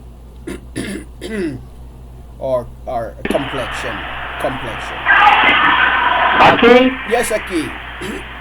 Yeah, what about the and now I was asked, is it Zulu Yasharal or Zulu tribe or they Yasharal? Huh. I've heard that said, Aki, but I've heard it said, and for example, Aki, I forget who it was, sent me some stuff on that, but there are things that I've seen also that make me I don't think they were, because I also see evidence of the Zulus enslaving the people of Yasharal. So I don't believe that the Zulus were Yasharal. It may be that there was some mixing somewhere there, but I don't believe the Zulus were Yasharal. But I've heard that said. And yeah, I had one question, Keith. Why do I just want to know, why do these people keep on thinking when they put out here, some other people just giving information, they keep on thinking that we are not from the place. Well, I know the name is not Africa, but they keep on saying that we are not Africa, and I understand that the name Ham, have how the Europeans put it out there is where they are a dark race, and then they say, but they're not the Negroes, but they talk like the Negroes is not a dark race, and I just want to know, why do they keep putting that out there that we that wasn't from Africa? Because they say, oh, they're not African, because I guess because we went to that part of Africa. Western Africa is where Yahusha had, derived to, but I guess that's how the Europeans put that confusion in there. Just why did they do that? Well, it's a part of not understanding the world before colonialism. They don't understand that the world looked different, that maps looked different before colonialism, before white supremacy took over. That what's today called Israel, and that what's even today called Saudi Arabia, was a part of the continent of what's today called Africa until the 1930s, when America and Britain changed their classification. So the land of Yasharal, Africa, as we know it today, Africa is a continent. It's not a country. It's really, start with that simple understanding that Africa is not a country, it's a continent, right? And yes, what they did was they built the Suez Canal to try to establish separation and difference, you see. But Yasharal is a part of the African continent.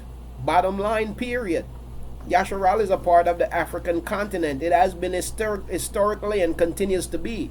So people say that if they, people criticize the white man this, the white man that, the white man lie, but at the same time they're repeating the white man lies and believing the white man lies. So in one breath they're talking about the white man lying, the next breath they're still repeating the white man's lies. You see, and that's the problem. So we have to understand that what's today called Africa, it's not a country, it's a continent. And Yasharal is a part of that continent. That's why the language is very similar to the rest of the languages of the continent. You see. So, yes, Yasharal is a part of Africa. And again, it's just a matter of people say that because they don't know, though they are persuaded in themselves that they know. So that's just what it comes down to, a key.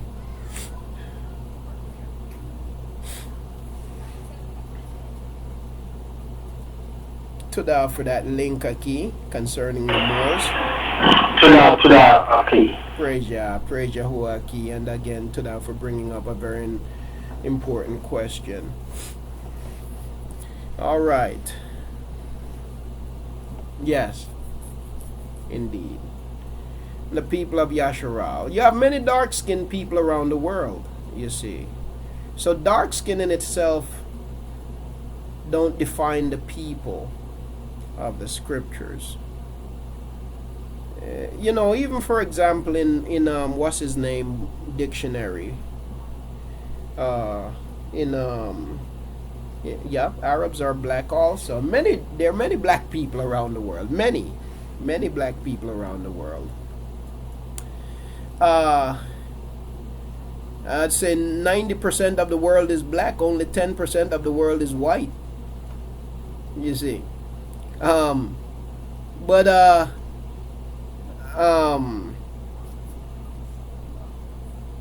have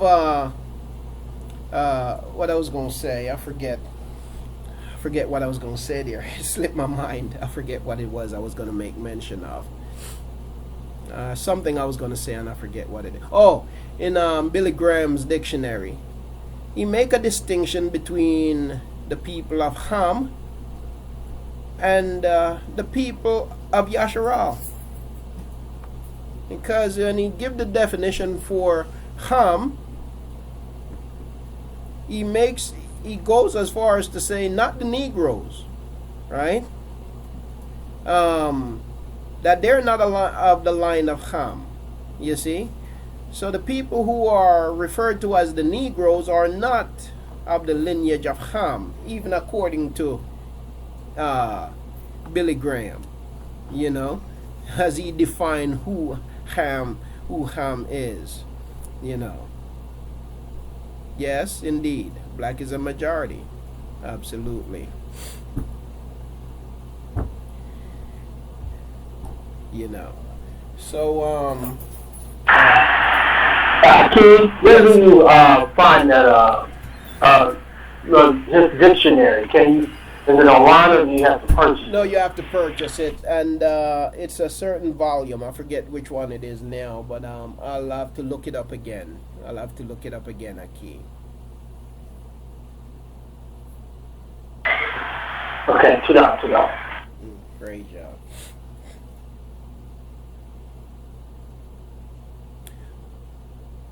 Yes, it's by Zondervan. That's the publisher. Yes.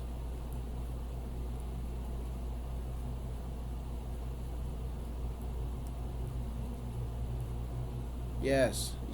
Niger is also in the land of Africa, and the people of Yasharal dwelt in Niger, according to the writings.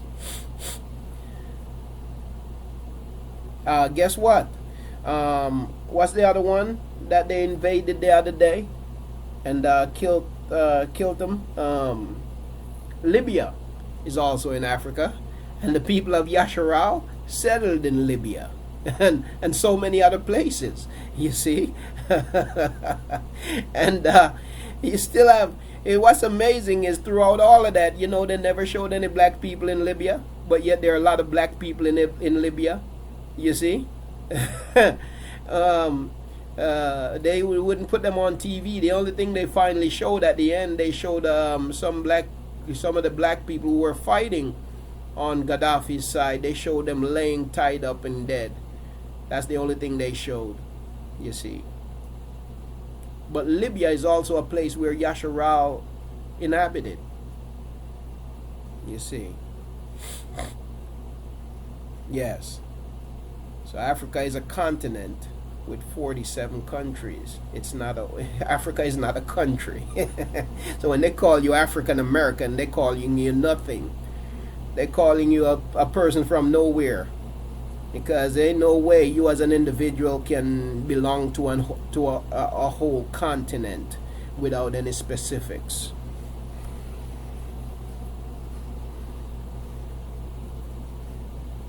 Yes.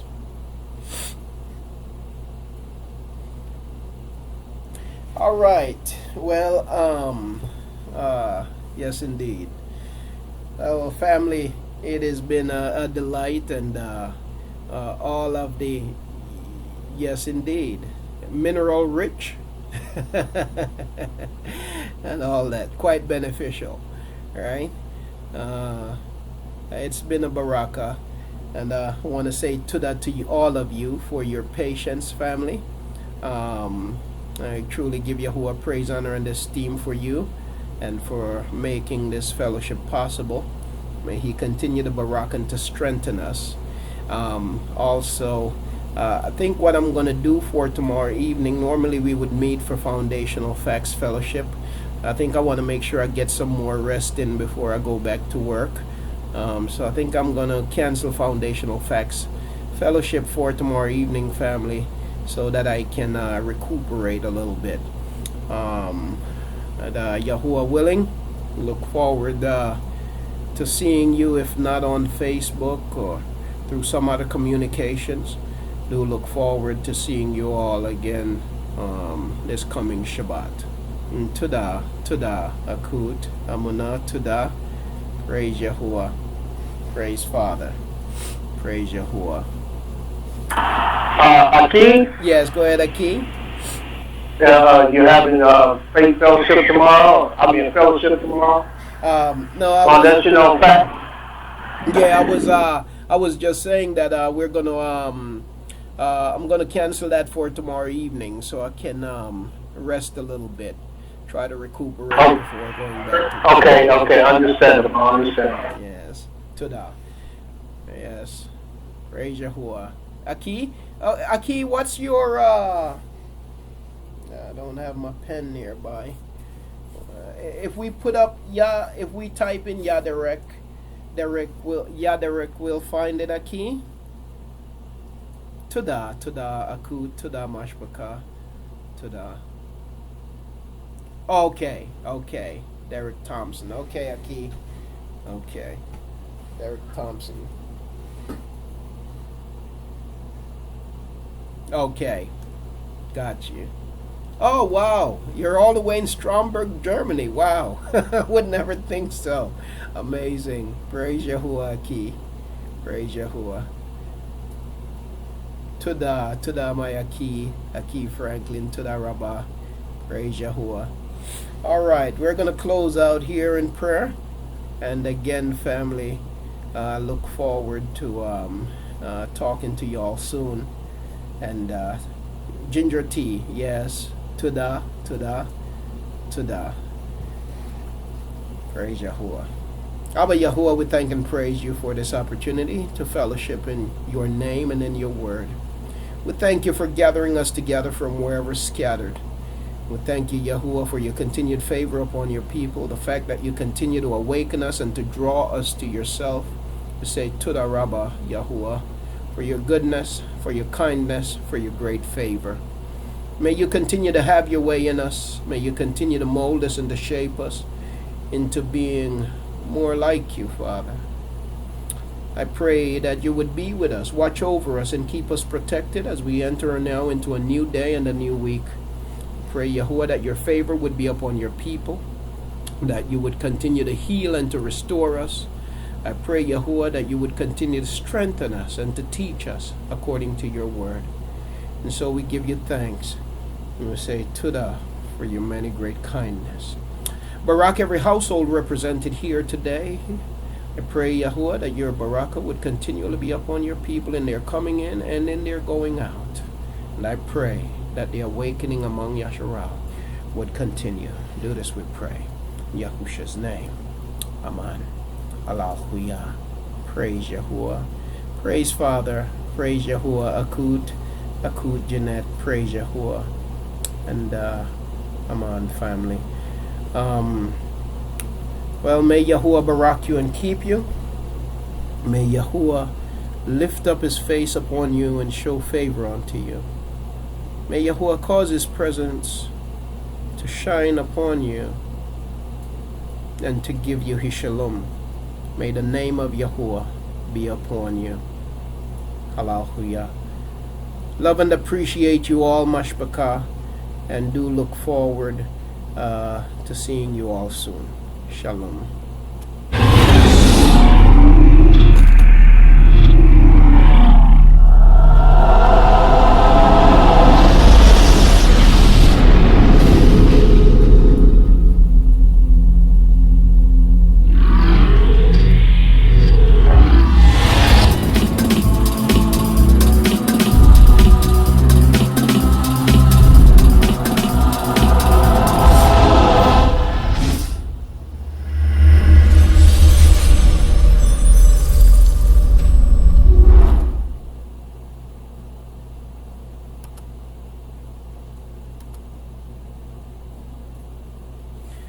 Shalom, family. Lela Tub.